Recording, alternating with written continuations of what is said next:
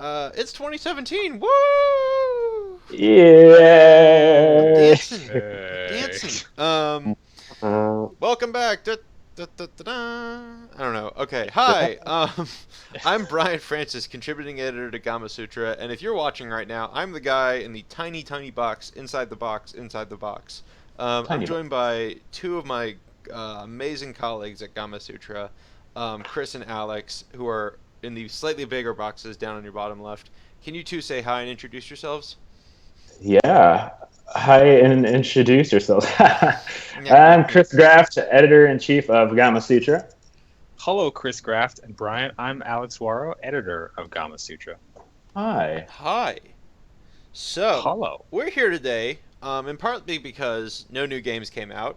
hmm That's maybe not true. There's probably something on Steam. Um, but we're also here because it's a new year. It's a fresh start, as they say. And we're just kind of here to talk about what we think 2017 is going to be like for the games industry. Which is kind of both like this is kind of two things weird about always having this conversation. Is one is you're probably going to be wrong, right? Like you can make all the predictions you want in January, and then the stock market crashes and everything. I'm going to be right. I'm going to be right Chris this says he's year. going to be right. But the other thing is sometimes I think it's an exercise. I like having some mild predictions because I think it's a good chance to like try and sort out what is hype, what is overly discussed, what is loud and noisy, and what is just like a small steady force that's more likely to affect your life in the coming year than anything else. We're just keeping it to video games today because there's just glancing at Twitter right now. There's a lot of things in the world that could affect your life right now, but we're going to talk about video games. Um, so to start things off, as you can see up here, the first thing I thought was worth talking about was, and we've talked about this before, is the Nintendo Switch. Nintendo's newest console, which is like a mobile slash console hybrid that we know right now plays games like the new Zelda, an Elder Scrolls game that appears to be Skyrim, though they haven't quite fully confirmed that, and games of similar ilk. Nintendo's going to be announcing more details about the console, including its lineup. I think next week. I think it's on the 13th. Yeah. And then people Friday the 13th. Friday the 13th. Woo, so spoop. Um, and then they will be other press members of the press are going to get their hands on it in the weeks after. So we're going to know more about this soon. And what does Nintendo's new console? How's it going to do in 2017? Let's find out. Chris, what do you think about the Switch? It is going to be the biggest freaking thing that ever happened. No, like really, it's hard to say. I can speak to like what I think about it. Yeah. And I said this before on a previous stream that Nintendo they're doing the right thing, going after a more quote unquote like gamer type audience. This isn't the day. This isn't 2000s, the mid 2000s where there is a mass market that needs to be served by something like the Wii. Mm-hmm. You know, like that is that Nintendo's lunch, their mainstream lunch. It was eaten by mobile. I mean, it's just as simple as that. And Nintendo finally not realizes it. So what they're doing now with the Switch, and I think that this is a good way to to a good approach to their console business now is to try to get people who they love video games. They want to take them everywhere. They like regular controllers, and they also are kind of hipster like millennial types, according to the marketing that we've seen so far. Women Which on rooftops playing video games, which is great. That's one of my like favorite. That's one of my favorite parts. It's like they're over on the rooftop. Hey, and then she's just playing Mario, and she's like, oh. And then she just takes a Switch out. So That's I mean, market-wise, I think that it's going to do better than Wii U. I mean, it just is. And is it going to be up to Wii success? I don't think so. But I think that Nintendo, if they play their cards right, they can make up for the losses in their traditional console business through mobile. Yeah. So, and that's another trend we can talk about in a bit after we hear Alex's opinion on Nintendo's console business in 2017. Yeah, I kept quiet because I agree. You're absolutely right. I mean, I would say Nintendo needs to reinvigorate its home console business, and I think the Switch is well poised to do that. But who knows? We'll see. We know. We're Yeah. supposed to speak with the utmost confidence. We are Gamasutra, the art and business of making games, Right. Alex. Sorry.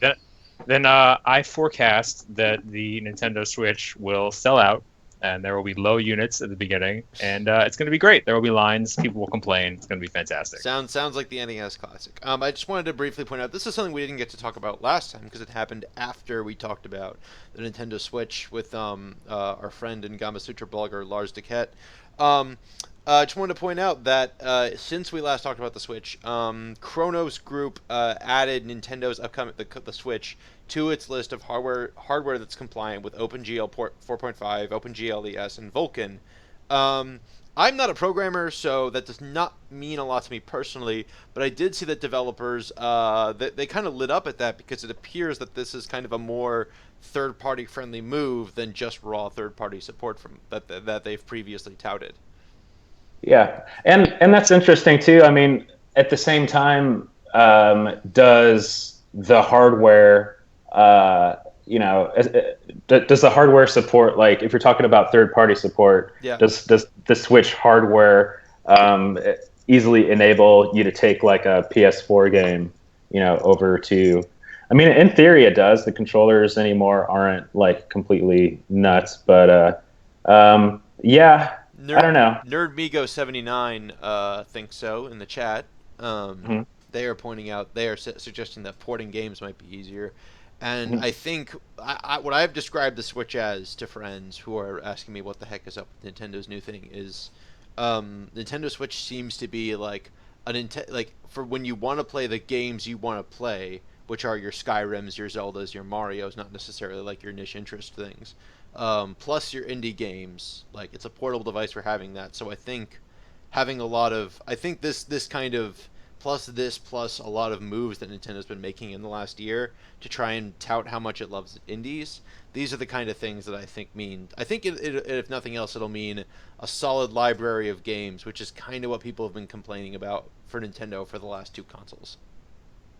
Yeah, I don't know, man. We'll see. Like we don't know anything, so I'm as optimistic as anyone else. Like maybe it's going to be a big hit for everyone involved, Nintendo, players, everything else. But based on that company's history with developers in the past, I would expect that most of the games that aren't Nintendo made that might appear on Nintendo Switch are going to be made by developers who have a strong personal passion for Nintendo, not people who just want to get their games out in front of people. Like in the past, Nintendo's developer support has been meager compared to its competitors. And so most developers on the platform that we've seen have been there because they love Nintendo and they made an effort to be there, not because it was particularly convenient for them to be there. I think that interrupt for a second. I think that their support by like every single indie developer that I've talked to pretty much is happy with the actual support that they get from Nintendo. But Nintendo doesn't have good evangelism for to get people on board, and for somebody to argue they didn't have. Remember when like Adam Boyce, for example, he was a big advocate for indies getting on the PlayStation 4, and that what PlayStation. I'm kind of getting on a completely different topic here, but bear with me. Like when PlayStation 4 launched, there was a dearth of large like AAA titles that were system sellers, but the fact that there was this initiative to get these a higher volume of smaller, interesting games, like indie games, onto PlayStation 4 at the very beginning helped fill up that gap at the very beginning. Which would be, I mean, I don't see any indication of, I don't think Nintendo's gonna be doing that or anything, but I guess I'm just saying, so that's a pretty smart launch move when you don't have as much major support ready to go. On these days you like. And I should be clear, like I don't, I'm not intending to talk down on Nintendo. I'm just saying, like they can, by all means.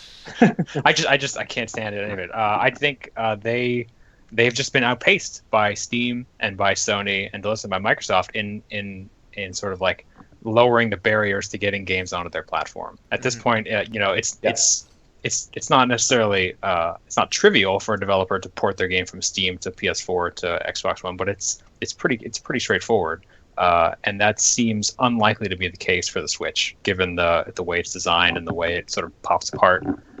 So I don't know. We'll see. Yeah. That said, I mean, developers at least on the ones that I follow on social media are quite excited about Switch and Switch as well. Yeah. And The Switch. does that mean that they're going to port something over right away? Like, not necessarily, but I think that if they have the resources and if it's easy enough, then yeah, of course they would. I guess my only thought right now is, as you say that, I'm like, oh no, how are we going to get it so that we can stream Switch games on our Twitch channel? Because I don't know if that's going to be as easy as it's been for our other consoles. But really quick, before we move off Nintendo, Chris, you mentioned earlier, Nintendo seems to be getting that it has to split its market between console and mobile. And now we've got 2 mobile games out, which one of them isn't technically Nintendo, but I guess they make money off it somewhere down the line. We have Mario Run, we have Pokemon Go. Nintendo lives on mobile. We know of 2 franchises coming to mobile in the future, but do you think Nintendo in 2017 stays the same, does more on mobile? Like, what do we think is kind of happening there? I mean, they're definitely not going to be staying the same. It's I think that Nintendo is just doing like the best they can. I mean, they're making the smartest decisions that they can, considering like the current knowledge, Yeah. So it's they're not trying to steal people off of mobile devices, not trying to take that audience anymore. Yeah. I feel like they really underestimated that with the Wii U, even just how much of that mass market did not belong to them anymore. Yeah. And so what they're doing is they're repositioning their console strategy, positioning the market, the marketing for it, which is smart. So you got kind of these people who get excited about Super Smash Brothers, man, like excited about like a new Zelda, and they go to rooftop parties, and they dress. Rooftop Super Smash parties nice. Are awesome. Yeah. So they're going after that with a console business. I think that's smart. I think that's the kind of audience that buys consoles. Yeah. Like mid-20s somethings, not early 30s. Not to interrupt, but the question was sort of about mobile. That's mobile. Take it to rooftops. Let me finish. This is so what they're doing is like that. This is all like all joking aside, like their console business and their mobile business are like they're trying to make them like this. Because they've lost a certain audience on console, so this is where the mobile part comes in, and they need to capture the mainstream audience on the platform that they chose. Yeah. If you want to talk about companies when they always say like we go where the audience is, this is like, and they say it like that, we go where the audience is. So what Nintendo is doing is this is a huge example, probably the biggest example, most significant example this console generation of a game company going where the audience is. I mean, Nintendo going on mobile is just like a big freaking deal. Yeah. And they came out with Super Mario Run. We ran something. There was a report that in Super Mario Run. Yes, Super Mario Ran a story that 90 million downloads for the game and 3 million bought it. We phrase that as, but only 3 million have actually paid to unlock the full game, which costs $10, which is still $30 million in revenue. I'm pretty sure that this one-touch game didn't cost anywhere near 30 million. Yeah. To make. So, I mean, that's another thing people have to consider is that when Nintendo gets in on mobile, this is a different business model. You're going to have much higher margins on mobile as opposed to being all Nintendo and printing out discs and distributing them to GameStop and all that stuff. I mean, this is like a new, highly profitable business. Now, is Nintendo in 2017 going to be like, are they going to be able to maintain a top spot on the grossing charts with a game like Super Mario Run? Will it be outselling Clash Royale like on a regular basis? No, it won't, because it's not the kind of game that is meant to be just like in Clash Royale. There's just like always something to do. There's always like a push and pull thing, and this is kind of like Super Mario Run is objective based. It's levels. There's like a ceiling that's easy to hit. But man, for the first like actual Nintendo game coming out on mobile, it's a good game. It shows that their designers are up to the challenge, and they just, I don't even know if they want to or need to get like into the hyper free to play type business model. They can just release a few games a year, and if those can sell like make 30 million to 100 million in sales, I don't think that's too bad on top of console or Switch business. So yeah, that is my long-winded, multifaceted opinion on Nintendo and mobile in 2017.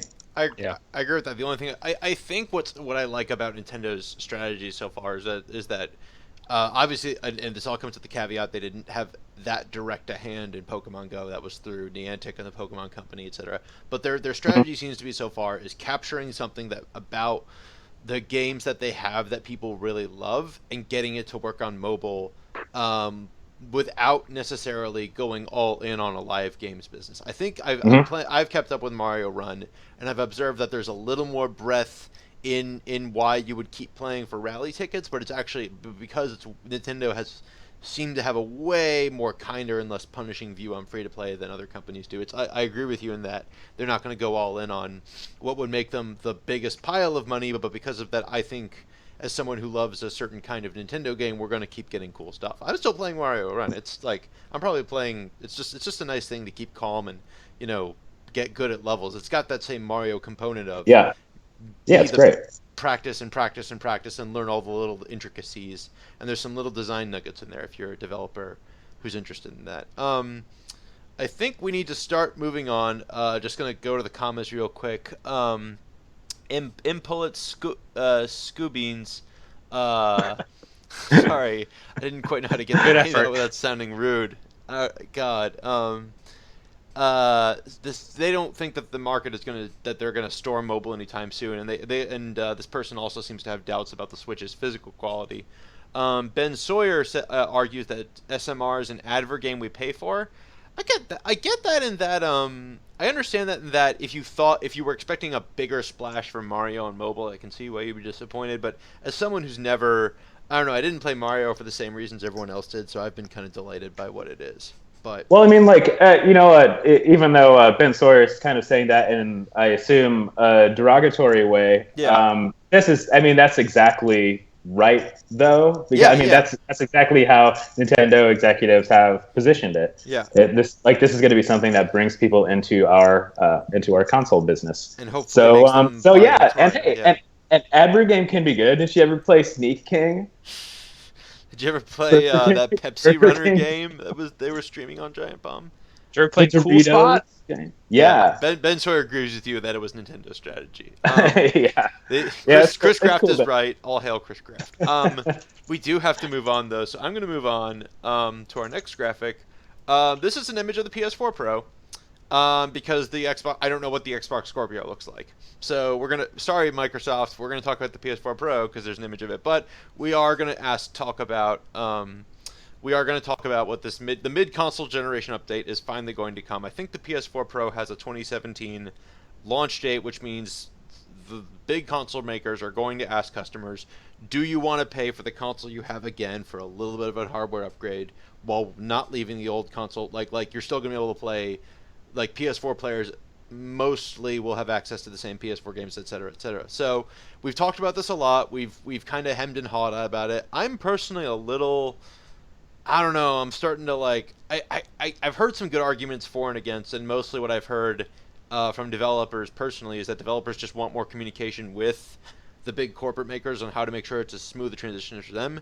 For me personally, I'm not sure this is going to light the world on fire, and I think it's going to be propped up. I expect this kind of thing to be weirdly propped up by the companies until it either just becomes okay or it doesn't work at all, because I don't think this is going to. I don't know, like, just reading things that I've read in the last few months have not made me excited and optimistic about this strategy.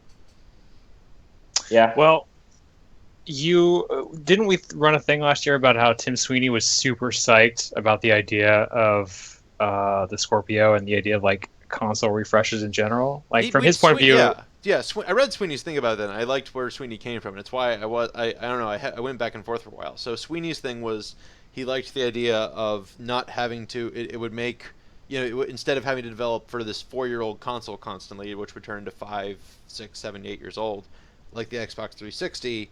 Getting to develop, for upgraded specs every now and then, it makes it closer to PC development, which is probably what Tim Sweeney likes because he works for his company is Epic and he has Unreal.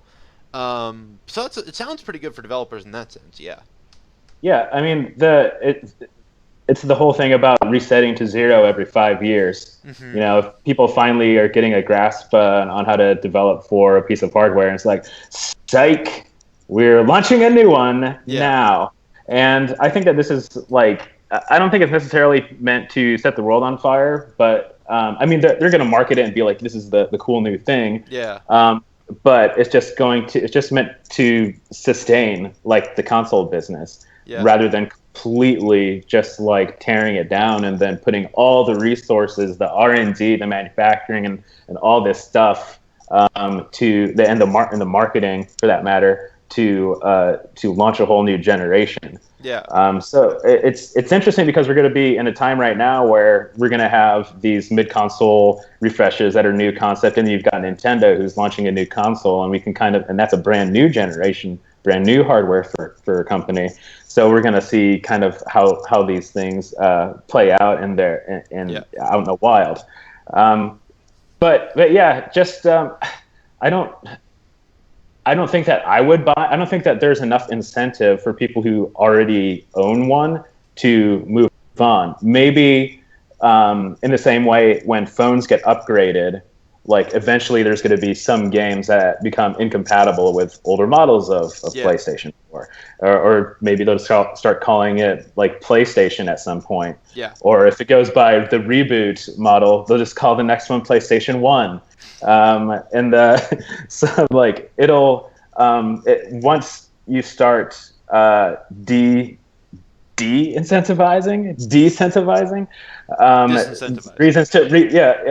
reasons to keep the older models, that's when you can see people upgrading. But there's just no point if you are already a customer on PlayStation 4, in my opinion.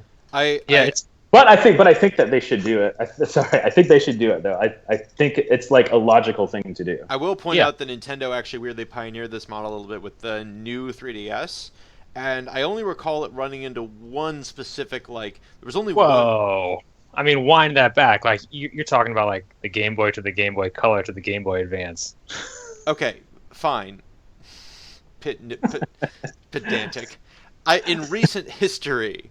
No, actually, no. I'm actually going to disagree with you. No, I don't think that applies because there was never a point on the Game Boys, on the Game Boy Advance line at least, not the Game Boy Color, on the Game Boy Advance line that I can recall, there was never a point where a game that was meant for that was like you could still have that first Game Boy Advance. And whatever the furthest Game Boy Advance that came off down the line was, it always run fine. But what happened with what happens on mobile phones, and what happened on the new 3DS, is that there are a handful of games that Nintendo did not advertise them specifically as you must have the new device to play them, and they did for a few games. There were a few I recall, but I have a first generation 3DS still, and I know for a fact that I think it's the Zelda Dynasty Warriors game. If it's not that, it's a Monster Hunter game. I remember reading that if you have that first generation 3DS, it will not run at 30 frames a second. I'm actually 90% sure it's the Zelda Hyrule Warriors. I'm 90% sure it's that. So Nintendo, ironically, someone was pointing out the last time we discussed this, that Nintendo did this before. I just, having lived through like the phone upgrade process and like getting frustrated to see games not work, having done mobile games CM work and seeing like players get frustrated when their older devices struggle to keep up, I'm not. I know it's what they'll need to do to keep the keep people buying consoles, and maybe if they keep the trade-in, if they drop the prices and keep the trade-in flow whirring, it won't be so painful, like it is for mobile phones. But it's Mhm. not fun. I'll say that it's not Yeah, fun. I don't think that like the console manufacturers just because it's such a walled garden, I don't think that they would allow you like for 15 frames per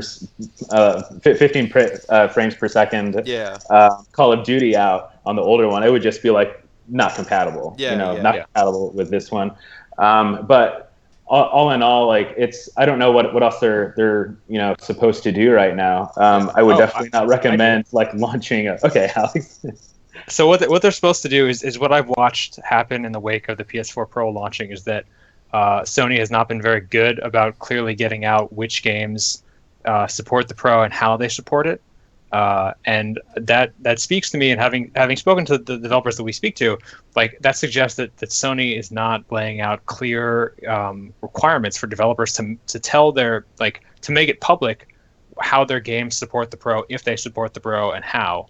And patches as well, like not just like new game releases, but if you patch your game to support the Pro, like it's not always clear that that's happening. So like Yeah, in the future, I would hope and I would predict that Microsoft, when it rolls out Scorpio, whatever that turned out to be, will have a much clearer and more like customer facing way of describing exactly what the Scorpio does for what games and Yeah. how. And you would hope yeah, to see Sony sort of beef that up as well. That I think is like the main concern with what's coming forward. Like I think this is going to happen.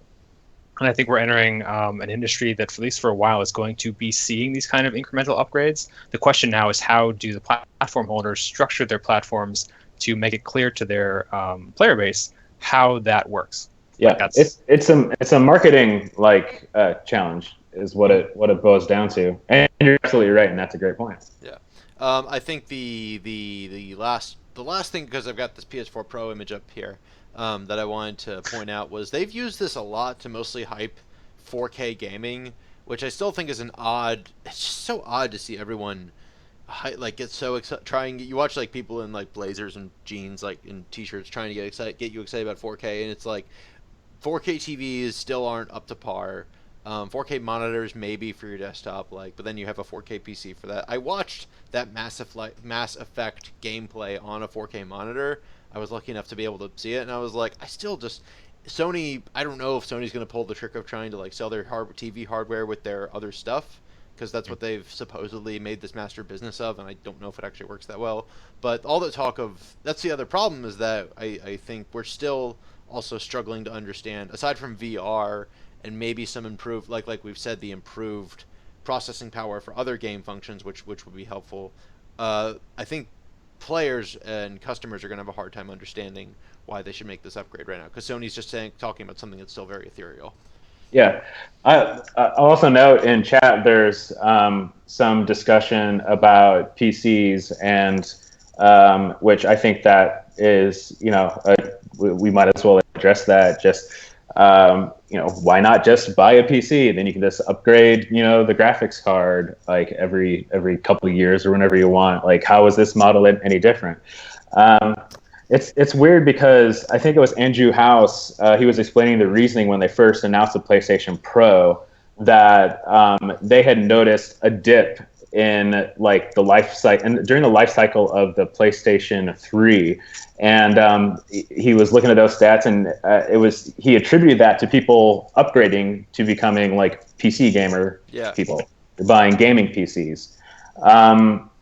But man, do you I don't know if like if Sony, if that's like what Sony should really be comparing themselves to or competing with.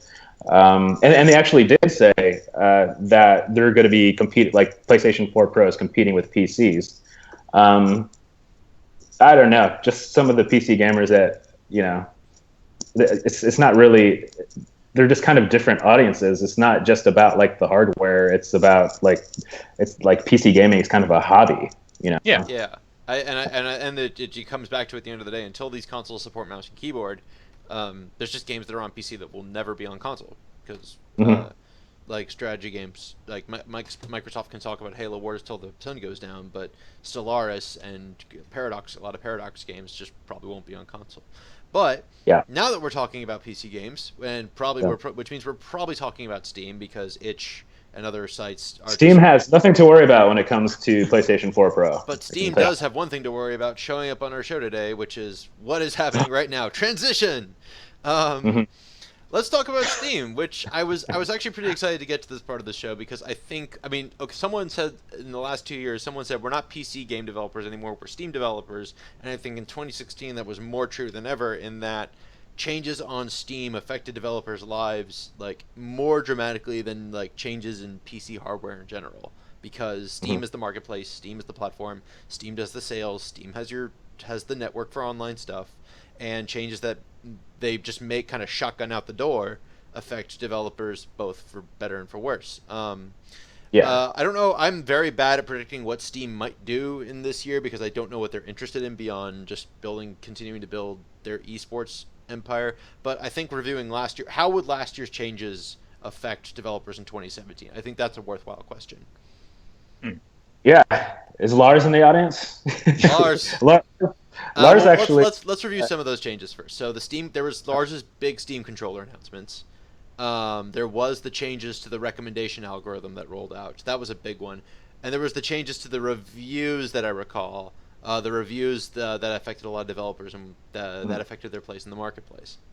Yeah, Lars actually Lars Doucet or Doucet.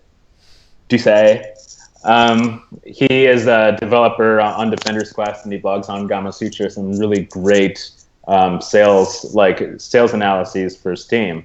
And he has this game, Defender's Quest. It's been out for 5 years, but with these new discovery updates and the algorithms that they change, those are the things that really affect people's game developers' sales. I would recommend looking at that, by the way. Steam Discovery 2.0, Stegosaurus Tale 2.0. And Stegosaurus Tale is basically like, this is a 5-year-old game, and he's seeing spikes again after the Discovery 2.0 comes out. As far as trends this year, I hope that game developers are positively affected, that they can see like a bump in sales of their games that have been out for a long time by nature of a better discovery engine. We're kind of seeing that in some places. I wish that we had more access to all this information, because like Steam Spy is great, for example, but you can't see in detail the way that Lars graphs this out, the way that a change in interface and algorithm can boost the sales of your old game with you not putting any marketing into it as a developer. So in the future, I mean, this year, I mean, there's so many games coming out still. I think maybe it's time to just talk less about Indiepocalypse and just start talking more about discovery and how important that is. I saw somebody on our Twitter feed in response to that recent Steam Spy story from yesterday, actually, that said how many games, like it was a record-setting year for game releases on Steam. There was just a huge flood of games. The market is inundated right now, and they said something like Steam should be more picky about what they allow in. And of course, that's completely anti-Valve, and also I don't agree with that. You're just replacing one problem with another problem at that point. I mean, what problem would you rather have? Programming the discovery of like the algorithm for discovery on your digital storefront, or would you rather be sifting through all of these games yourself and doing cert on them, or like making sure that I guess like the App Store has its own gates. I don't know. I'm kind of rambling now, aren't I? But it's like, but yeah, there's like two problems. Which one would you rather have if you're Valve? I would rather take the one where you're trying to solve the discoverability problem rather than trying to make it more of a walled garden, because that has a lot of issues in itself. Yeah, so I'll tell you what, I'll make some predictions because I feel pretty good about Steam. I say in 2017 that paid mods come back Hmm. in some fashion. I would also say that in 2017, more games will be released on Steam in 2017 than were in 2016. That's a pretty safe bet. Hmm. And because of that, I would bet that developers this year will probably go deeper into VR games because there's less people, there's less competition in the VR market than there is in just PC games in general. Hmm. And I bet that developers are going to have to learn how to make games that don't require significant localization costs because Steam's big growth right now isn't in North America and Europe. It's in Asia and it's in other parts of the world that don't speak English predominantly. And so, if developers want to get into that market, they're going to need to make games that either don't need to be localized, like if there's no dialogue or anything, or that are very easy to localize. And I bet we see a lot more of that. That's actually a pretty solid prediction. I think the only actually, man, yeah, I think the only interesting. I just want to add one bit to the things that may affect developers in 2017 is along with the Steam controller improvement that Lars first gave us information about is as of today. It happened after they announced that. They also announced that they'd be adding full support for PS4 controllers, and now I believe Xbox gamepads have full support on Steam too. So you can make games that are compatible with most of the controllers people use in the market. The only kind of fun thing, I don't know, like I mean, when it comes to Steam that I want to add is I really hope we get to see some variation of those under controllers that they have under the Steam controller. Those those ones, yeah. Thank you, Chris. Your hands are bigger on the screen. Um, what I'd like to uh, I hope those wind up coming to other controllers because they're also on the Xbox Pro controller right now, and I like them. They feel a little more easier to use than some of the face buttons. So now that Steam is kind of encouraging developers to get in on, like, you have all these tools available to you. I hope somehow that turns out okay. Any other big points we need to hit about Steam before we move on? They're going to keep on getting more registered users so that whenever Gabe Newell shows up at a press event, he can continue to gloat how many more registered users he has than any other console install base. That's my prediction. Sounds like you speak from experience. Well, taking Possibly. A bit of a shift, it's time to go into the mobile world. Hello, mobile. Sort of. Hello, mobile, my old friend. This is actually sort of as a mobile. This is Endless Lake. You may have not heard of this game, but I got to watch my cousin play it a lot over break because it is an HTML5 game in Facebook Messenger. And I was like, oh, right, I saw that news last year that Messenger was having games, but because I don't play a lot of those games, I hadn't really thought about it a lot. But given that I've been also yelling a lot at people about how messaging apps are weirdly like the silent war of tech for the last couple years, I think it's very important that that Facebook has opened up this games marketplace, and I think it's a place to grow for the next year. So Endless Lake is just an endless runner, but it's a very pretty one, which kind of has Monument Valley. It's like Monument Valley crossed with Fez. Come to think of it, that's an interesting look. But I think I don't know. This isn't talked about a lot, so I wanted to make sure it came up today. Chris, you said you had thoughts on HTML5. Well, yeah, I mean, a couple years ago, whenever we ran an HTML5 story, it would get a veritable shitload of views. Because the promise of HTML5 game development is awesome. You make one game, and if you have like one game, one version of a game, and if you have a browser, then you can play the game on it, whether it's in your computer browser or you're on mobile, Facebook Messenger, whatever. So that's pretty great in terms of production. But it just hadn't been up to par or up to task to handle the kinds of games that people want to make. And it's still obviously they're still developing it, but just recently, like in the last month or two, it's been it's been like the standards have been solidified. And if there's any HTML5 people who want to fill developers who want to kind of elaborate on that, it's like finally now they have proper standards, and you have something like Facebook Messenger that gives people a platform to distribute games that is absolutely gigantic. Yeah.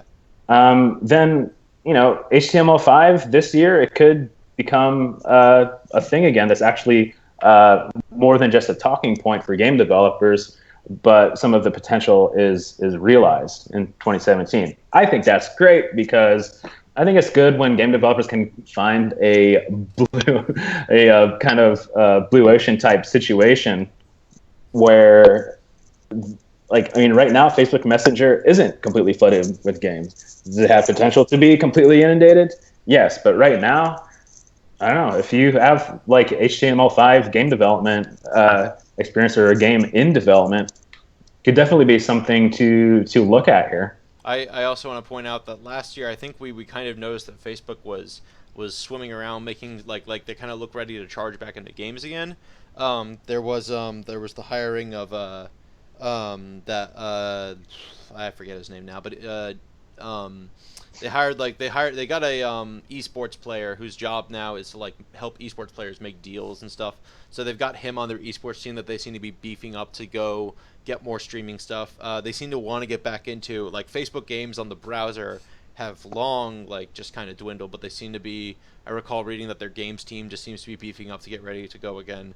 So they seem to be here in general. Like they want to be the platform for the internet, for better or for worse, and they want games to be on their platform. So keep in mind that like Facebook games didn't die because of the developers; they died because of Facebook. Yeah, so exactly. It'd be like interesting. So if Facebook they want to do it on their own again, terms, is what you're saying. I think like they're kind of they're setting it up on their own terms, and this is how we want games on Facebook to be. I think Facebook games also died off because so much of Facebook's audience moved to mobile from browser, and the games for a long time weren't very accessible on mobile. And I think part of bringing games into Messenger is to get that. Yeah. Platform. The only broader point I wanted to make about that was it's not just going to be Facebook trying this thing. I'm pretty sure Line has a similar thing going with games. WhatsApp, I wouldn't be surprised if they're not there already. I wouldn't be surprised. Oh yeah, like this is I mean, we're behind. On all this stuff. Yeah. Asia's killing it at front. Yeah. So if you're a game developer, pay attention to Messenger apps because you may be making games for them soon. But let's move on because we're still on mobile. We're going to talk about. It sounded like you may be making games for Messenger apps soon. Dun-dun. Beware. Look behind you.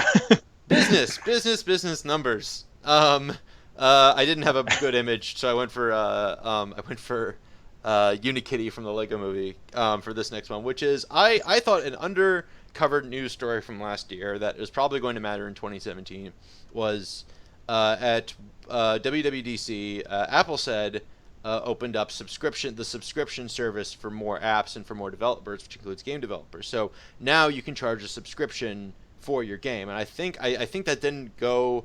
I didn't see that show up in a lot of games right away because I think everyone was still trying to figure it out. But it's 2017, the service is out there, and I think developers are going to start finding opportunities to say you can pay for all these in-app purchases, or you could just set up like $15 a month for our game. I wouldn't be surprised if that comes back in a big way. Because it seems like I think subscription services are like in general like for other apps they're a big thing. People are subscribing to other various services. Like it's kind of one of those weird like broad market things that I think people notice are doing well. So it's why Apple wanted to open up. So I'm kind of I think it could be a good experience if games, free to play games, open up optional subscription services because that's what general like PC MMOs already do. Like you can play for free or you can pay $15 a month to get X bonuses. Yeah. I think you're right. Yeah, but I mean, like, I'm okay with paying, like, I understand why you'd pay $10, $15 for an MMO because you get so much content. And to be honest, I have never played an MMO on a mobile, but I just have a hard time imagining, like, paying as much for a mobile game on a monthly basis as... then again, I'm I do a lot of things that I don't do a lot of things that a lot of other people do. But it's like I don't know, like paying that much for a mobile game. I personally would never do that. 15 out of the air, so that number may be too high. Yeah, but also like why would I don't know. I guess it just depends on the company and the kind of game. Yeah. Because like why would you go that route rather than just doing like free, like just doing the regular free to pay model where you can pay $1 or you can pay $1,000. Well, I don't like. envision, if you will. I watched a lot of Twilight Zone over break. Envision, if you will, a world where a game has a normal IAP spread. Buy your $2 worth of stuff, 5, 100, your bucket of coins. Oh yeah, yeah. Imagine, if you will, Chris, the Clash Royale that's on your phone right now. But thanks to a subscription service, which Apple takes the 30% cut of, which is like the only major downside, as far as I know, on this that people were complaining about, is Apple's cut on this subscription.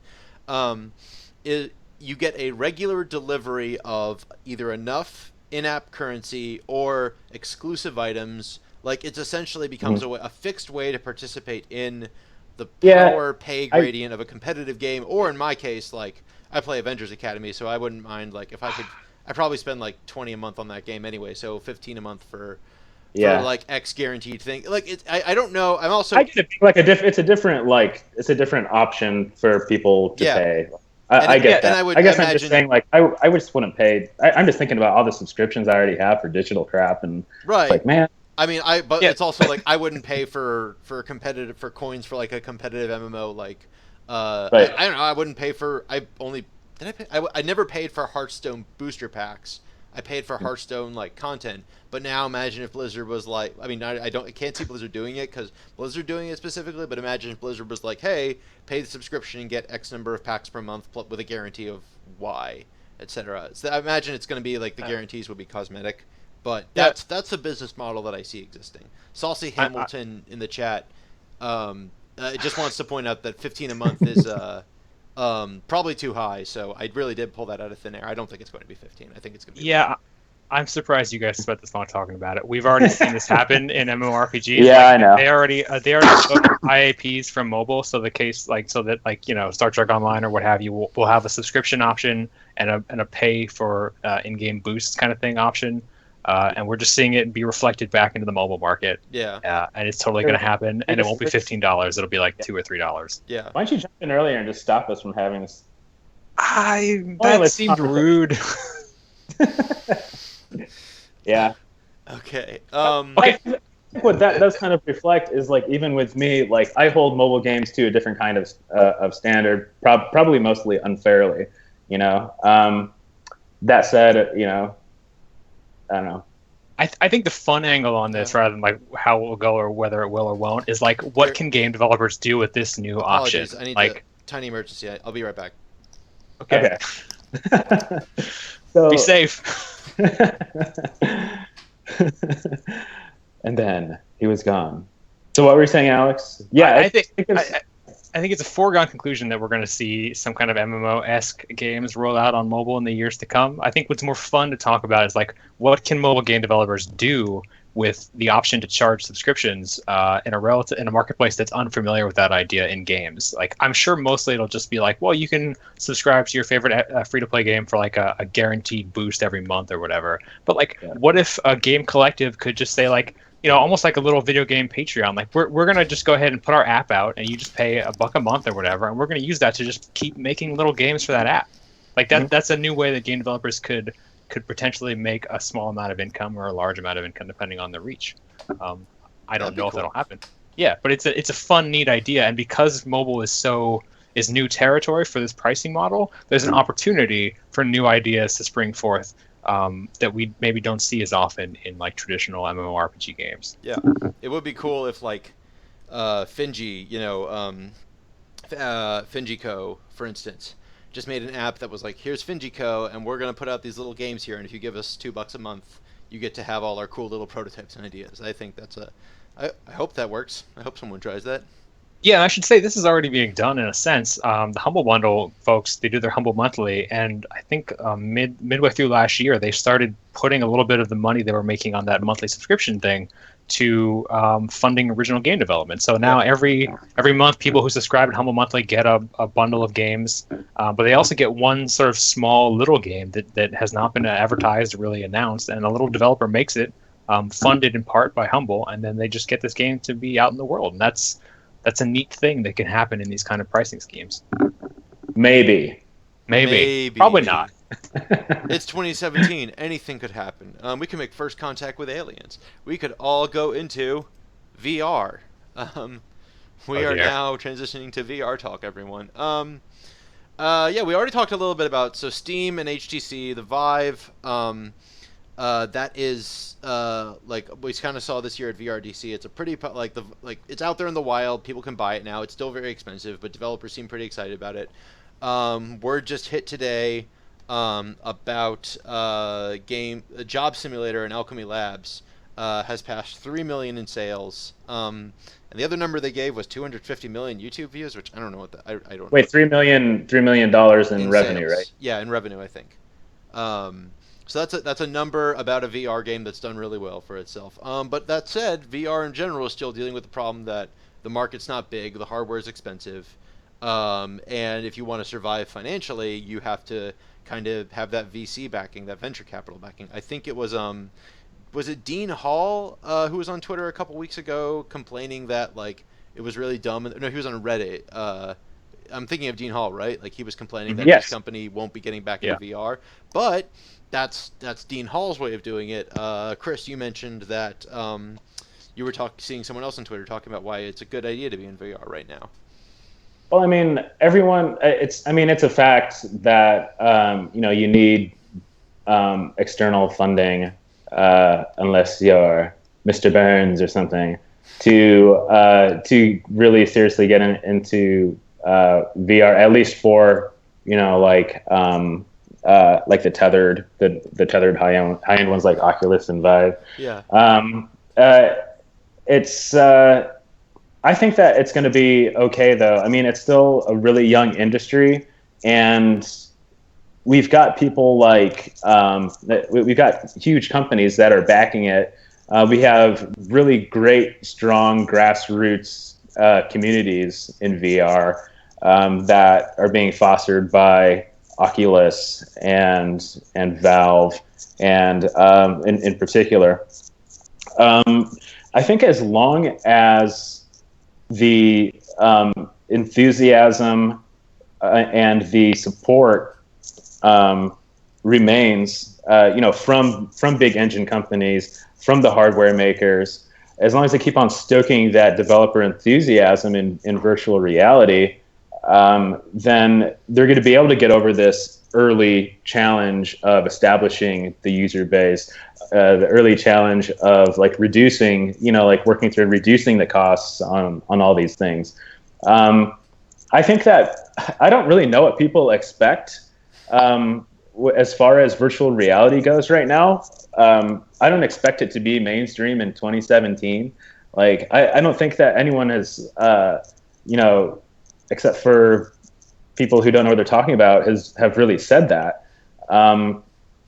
It's just right now, it's still very early stages. I mean, even the hardware that we have out right now, it very much, to me anyway, feels like a prototype.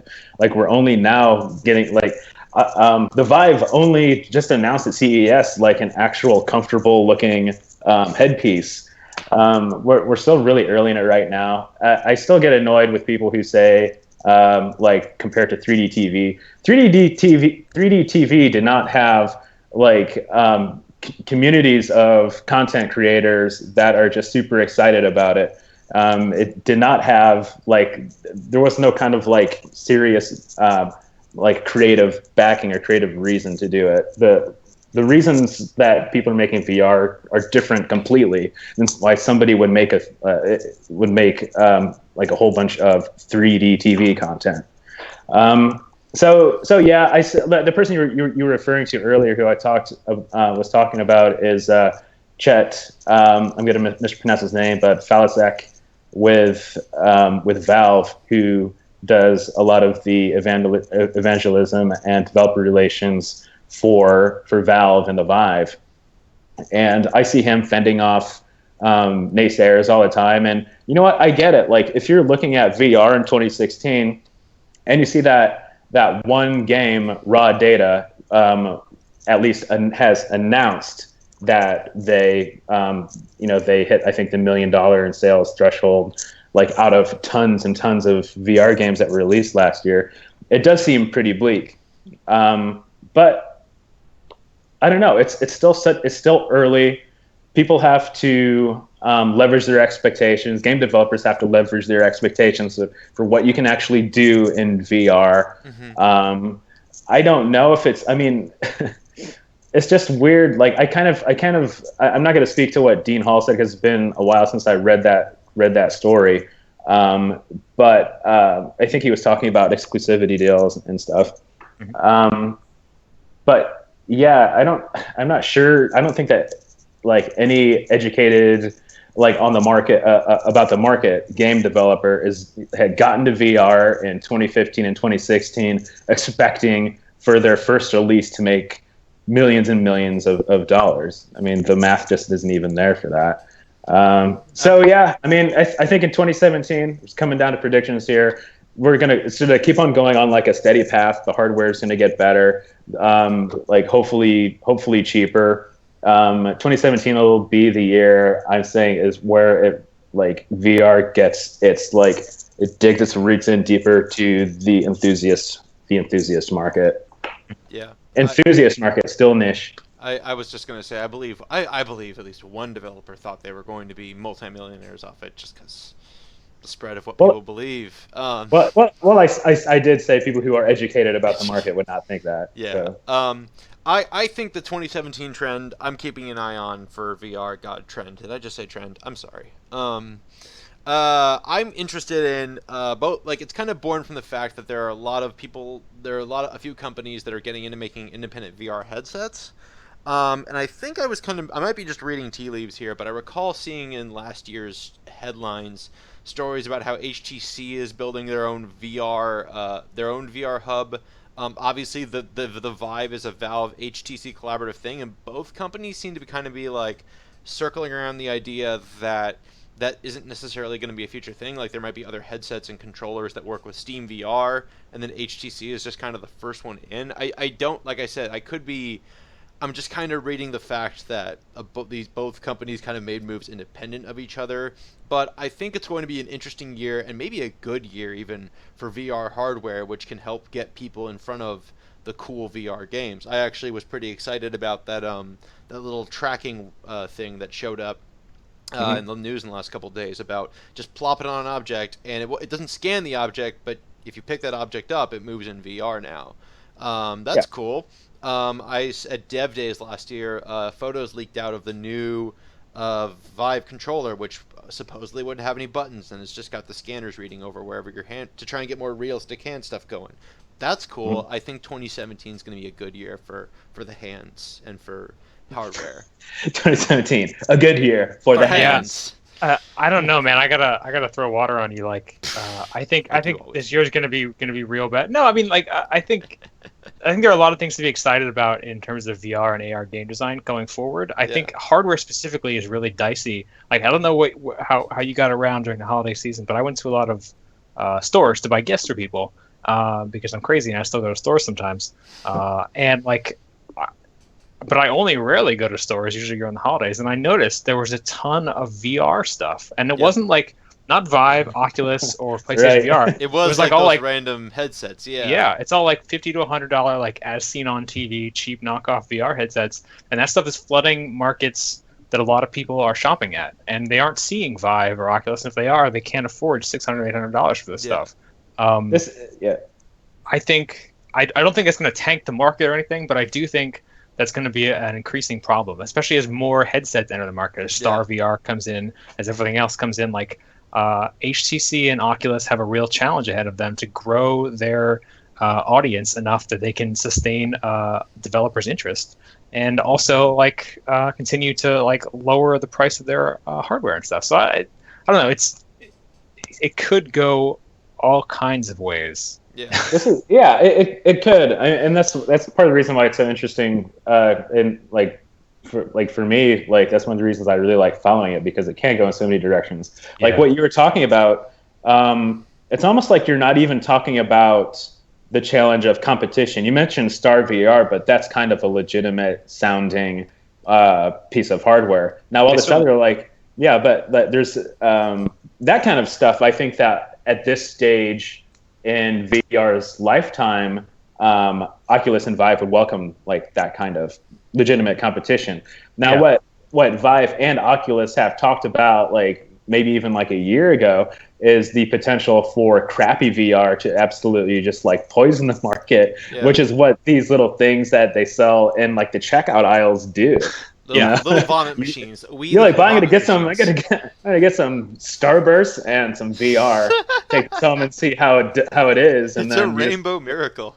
yeah, I just you put it on and it sucks, and Yeah.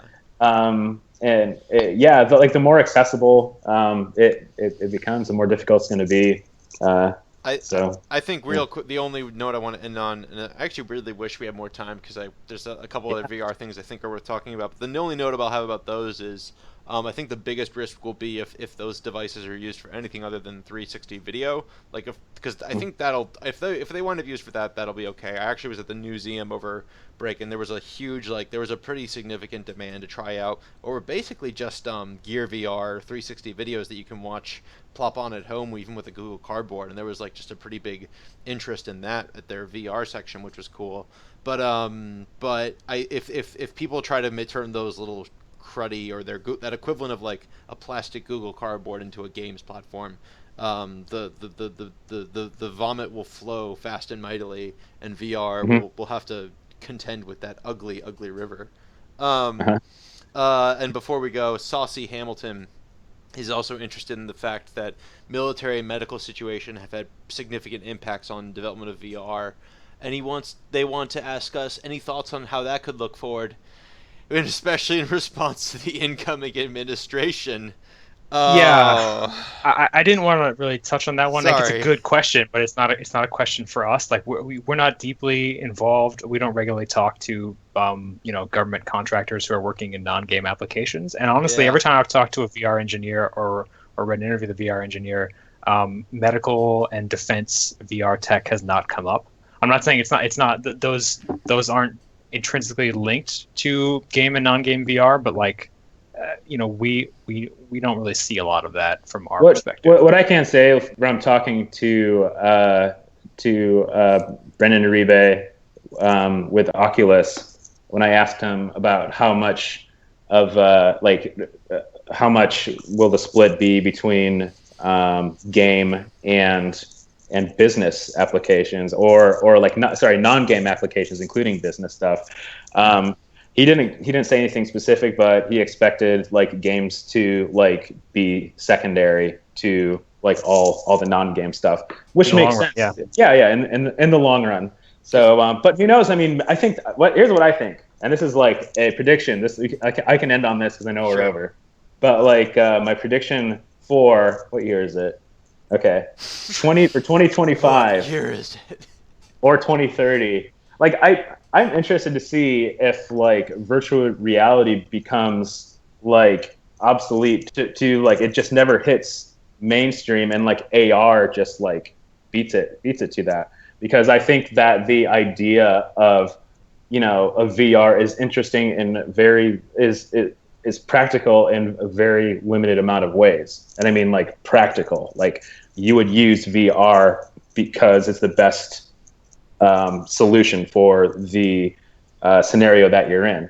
I don't think there's like too many like that. I think there are more scenarios exist where you need your like environment to be seen than to completely disappear as far as the mainstream market goes. So I'm just wondering that I'm just thinking like, even though AR is behind and the AR that I've used like isn't super great, once they solve some issues with it, if it just doesn't just take off and leave VR in the dust.